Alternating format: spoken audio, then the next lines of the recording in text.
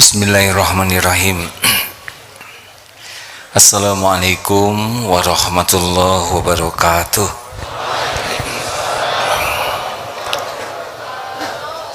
Alhamdulillahi rabbil alamin. Alhamdulillahilladzi khalaqal mauta wal hayata liyabluwakum ayyukum ahsanu amala wa huwal azizul ghafur. Allahumma salli wa sallim wa barik ala Muhammadin wa ala alihi wa ashabihi ajma'in. Ya Allah, Ya Sami, Ya Bashir, Ya Qarib, Ya Syahid, Ya Mujib, Ya Arhamar Rahimin, irhamna ya Allah. Duhai Allah yang maha menatap, berkahi majlis ini. Kami seluruhnya adalah ciptaan-Mu, milik-Mu. Dalam genggaman-Mu, hati kami ada dalam kekuasaan-Mu. Allahumma inna nas'aluka imanan kamilan, karuniakan iman yang sempurna ya Allah. Wa yaqinan sadiqan, karuniakan keyakinan yang benar ya Rabb. Wa qalban khasyian, karuniakan kepada kami hati yang selalu khusyuk. Wa lisanan zakiran, dan lisan yang selalu menyebut nama-Mu. Allahumma a'inna ala zikrik wa syukrik wa husni ibadatik. Ya Allah, lindungi majlis ini dari niat yang salah, dari ilmu yang salah, dari amal yang tidak benar ya Allah. Taqabbal minna ya karim, innaka antas sami'ul alim. Amin ya rabbal alamin. Alhamdulillah rabbil alamin. Sabri wa yassirli. Apa kabar?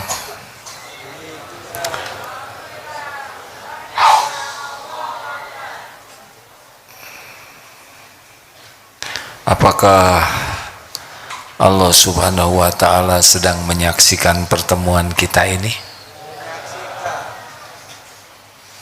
Allah tahu siapa diri kita. Apakah Allah menyaksikan setiap kita berbuat maksiat dan dosa?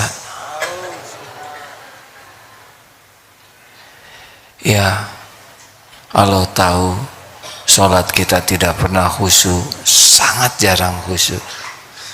Allah tahu mata yang berzina. Allah tahu pikiran yang kotor. Allah sangat tahu kita jarang ingat kepadanya. Siapakah yang memberi nikmat kepada kita setiap saat? Tapi Allah tahu kita jarang bersyukur. Bahkan betapa banyak karunia Allah yang kita gunakan untuk mengingkari Allah, untuk berbuat maksiat. Padahal Allah yang memberi, Allah juga menyaksikan apa yang kita lakukan. Allah maha baik. Walaupun kita bergelimang dosa dan maksiat, ditutup-tutupi sehingga orang lain tidak tahu kebusukan kita yang aslinya.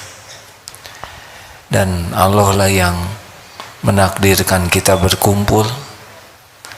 Allah siapkan masjid, Masya Allah, Alhamdulillah. Allah beri ongkos. Yang tidak punya ongkos, ada yang ngeboncengin gratis. Allah juga yang memberikan kesehatan, bisa ngumpul begini, sakit tidak bisa. Allah juga yang memberikan keamanan di jalan, lancar. Kalau Allah tidak lindungi, bisa celaka, tertabrak, terguling, terpeleset, digigit anjing, kena begal.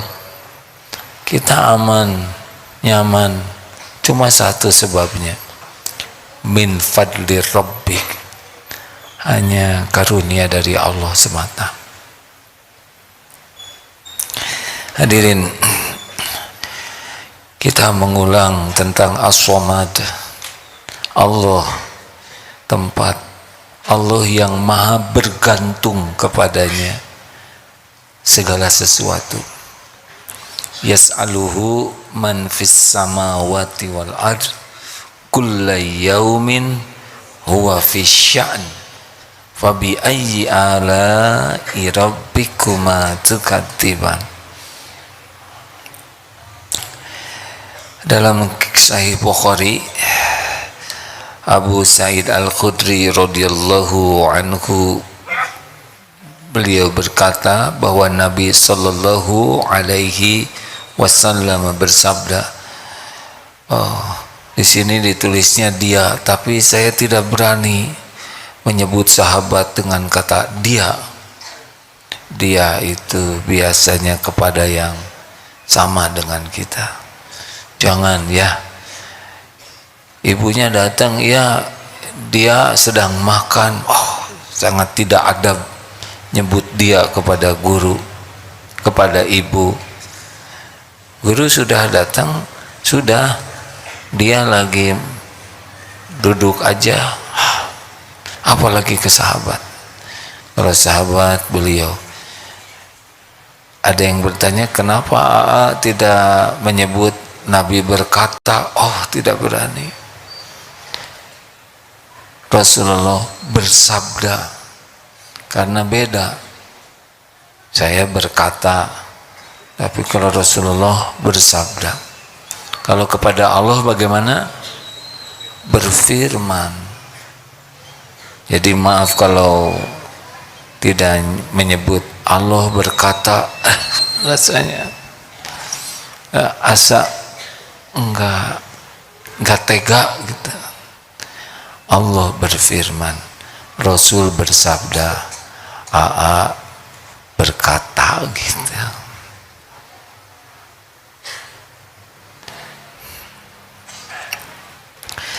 Beliau berkata bahwa Nabi SAW bersabda kepada sahabatnya, apakah kalian tidak sanggup membaca sepertiga Al-Quran pada satu malam? Sepertiga Al-Quran. Hal tersebut memberatkan para sahabat. Mereka mengatakan, siapakah yang sanggup untuk melakukannya wahai Rasulullah? Lalu Rasulullah SAW bersabda, Allahul wahidus somad sulusul Quran. Allah yang Maha Esa, yang as-somad dan as-somad, surat yang mengandung ini Al-Ikhlas merupakan sepertiga Al-Quran. Jadi kalau kita baca Al-Ikhlas 3 kali, berarti kita 3 kali membaca Al-Ikhlas ya. Mudah-mudahan seperti yang dijanjikan Rasulullah, sepertiga Al-Quran. Masya Allah. Tapi ya, sebelum tidur tidak banyak itu yang membaca Al-Ikhlas. Entah kenapa lebih banyak membaca WA sebelum tidur, atau membaca berita tentang penembakan. Terus itu di absen menunggu berita baru, padahal dibaca tidak dibaca tidak akan mengubah keadaan. Sebelum tidur dipikirkan, jadi siapa yang nembak, pistol siapa? Ini tidak penting bagi kita rakyat biasa untuk terus memikirkan, mengira-ngira. Mendingan baca Al-Ikhlas. Betul? Bismillahirrahmanirrahim. Qul huwallahu ahad, Allahus samad, lam yalid wa lam yulad wa lam yakul lahu kufuwan ahad. Nikmat. Allah lihat tidak kita sedang baca Al-Ikhlas? Kalau kita membacanya dengan niat seperti yang disabdakan Rasulullah dalam hadis sahih ini, Masya Allah, sepertiga Quran itu. Kita sehalaman saja nggak kuat. Hadirin baca ya, ini serius, tidak mungkin Rasulullah berbicara sembarangan. Ayo nanti sebelum tidur coba amalkan. Bismillah, mau mengamalkan tidak? Sunnahnya baca Al-Ikhlas, Al-Falaq, An-Nas, tiupkan ke tangan, usapkan seluruh tubuh. Beda pasti. Hidup, mati, bangun, tidur, semuanya dalam kekuasaan Allah. Siang, malam, seluruhnya milik Allah. Selamat, celaka hanya terjadi dengan izin Allah. Amalkan sunnah Rasulullah, tiup ke tangan, usapkan. Memang begitu yang dilakukan Rasulullah SAW. Allah menyaksikan kita membacanya dengan benar, melakukannya dengan benar. Masya Allah, bisa dijamu nanti oleh Allah dalam tidur yang betul-betul tidur berkualitas. Mungkin nanti dijamu dengan mimpi jumpa Rasulullah, atau al-mubasyirah, mimpi yang benar, atau setidaknya tidurnya jadi ibadah, bangunnya doanya mustajab, dikuatkan tahajud. Oh, setiap kebaikan yang ikhlas kita lakukan dan benar-benar fokus sekali untuk diterima Allah, nanti biasanya beranak pinak kebaikan-kebaikan lanjutan. Jadi kalau kita mengamalkan sesuatu dengan ikhlas, sungguh-sungguh mencari keridhaan Allah, Allah pasti tahu. Nanti beranak tuh. Jadi tengah malam aneh, alarm jam 3, kok bangun jam 3 kurang 5. Jangan aneh, karena tidur dan bangun itu dalam kekuasaan Allah. Nanti dicoba tidak pakai alarm, kok bangun juga jam 5. Nah, berarti kita kurang doa. Allahus Samad. Allah katakan qul huwallahu ahad. Allah Maha Esa. Ahad itu bukan satu dalam bilangan manusia. Satu bagi kita merupakan setengah tambah setengah, sepertiga tambah sepertiga tambah sepertiga, satu juga. Bisa pengurangan, 2 dikurang 1, 1. Bisa perkalian, ayo berapa? Alhamdulillah lulus ya. Bisa pembagian, berapa? Itu tadi udah Pak, meningkat. 2 dibagi 2 berapa? Oh, ini adik-adik dari mana? Alhamdulillah. Jadi kalau mengingat Allahu Ahad, jangan membayangkan satunya manusia ya, karena satu itu merupakan perjumlahan, pengurangan, pembagian. Tapi Allah Subhanahu wa taala Ahad itu laisa kamitslihi syai'un, tidak menyerupai diserupai apapun. Jadi Allah Ahad udah bukan jumlah, bukan pengurangan, bukan perkalian, bukan pembagian. Allahu Ahad, Allahus Samad. Nah, di sini kata Abdullah bin Abbas radhiyallahu anhu, dari Ibnu Jarir meriwayatkan dalam tafsirnya, As-Samad adalah Tuhan yang sempurna dalam kedudukannya, yang mulia dan sempurna dalam kemuliaannya, yang agung dan sempurna dalam keagungannya, yang lembut dan sempurna dalam kelembutannya, yang kaya sempurna dalam kekayaannya, perkasa sempurna dalam keperkasaannya, berilmu sempurna dalam keilmuannya, dan hakim yang sempurna dengan hikmahnya. Dan segala ini tidak mungkin dimiliki kecuali hanya oleh Allah. Jadi Allah itu satu-satunya yang memiliki segala-galanya, tidak memerlukan bantuan siapapun, dan sampai kapanpun hanya Allah lah penguasa segala-galanya. Jadi kalau kita Allahus Somad, kita harus yakin apapun yang kita inginkan, apapun yang kita perlukan, apapun yang kita cemaskan, takuti, sepenuhnya ada dalam pengetahuan Allah, sepenuhnya ada dalam kekuasaan Allah, dan tidak akan pernah bisa terjadi kecuali dengan izin Allah.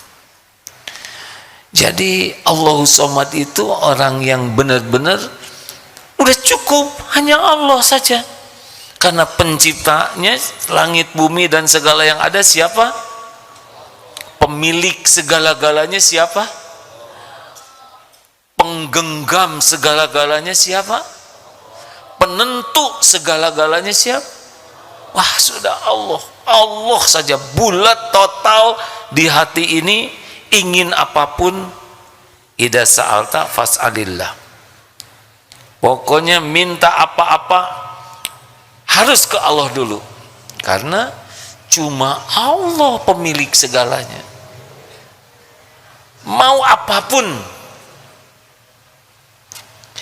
Ada kisah seorang akhwat yang berdoa kepada Allah karena ayahnya sibuk, banyak tugas. Anak ini doa, ya Allah, saya ingin jalan-jalan dengan ayah saya dan ingin ditraktir oleh bapak saya, bebas, maksudnya suruh milih bebas. Betul minta ke Allah. Suatu saat ayah ini tiba-tiba harusnya bertugas di luar, tiba-tiba jadi tugas di kota. Ayah sudah di situ, jadi yang harusnya di luar kota jadi tidak jadi keluar kotanya. Sudah gitu ngontak anaknya, ada waktu, ayo kita jalan-jalan. Jalan-jalanlah. Sudah begitu, ayo mau beli apa? Ini pakai nih kartu bebas, silakan saja, sepuasnya beli ini. Pas selesai itu, terima kasih, alhamdulillah, doa saya dikabul. Doanya apa? Persis yang Bapak lakukan. Nyata hadirin, ini bukan kira-kira. Saya senang katanya karena tidak sepatah pun bicara ke bapaknya minta, tapi ke Allah saja minta. Coba ini, Allah mendengarkan tidak doa anak ini? Pasti didengar enggak? Allah suka tidak ini anak berdoa kepada Allah? Suka. Ini anak meyakini bahwa ayahnya itu adalah makhluk ciptaan Allah, meyakini bahwa ayahnya itu ada dalam genggaman Allah, bahwa hati ayahnya dibulak-balik oleh Allah, dan urusan apapun Allah yang kuasa mengaturnya. Ini yang paling mahal. Dan terjadi yang seharusnya waktu itu berada di luar kota jadi tidak jadi, ada jalannya. Wah, saudara, jangan sembarang doa dulu ya. Ya Allah, saya ingin ditraktir Agim bebas, saya nggak bawa dompet ya.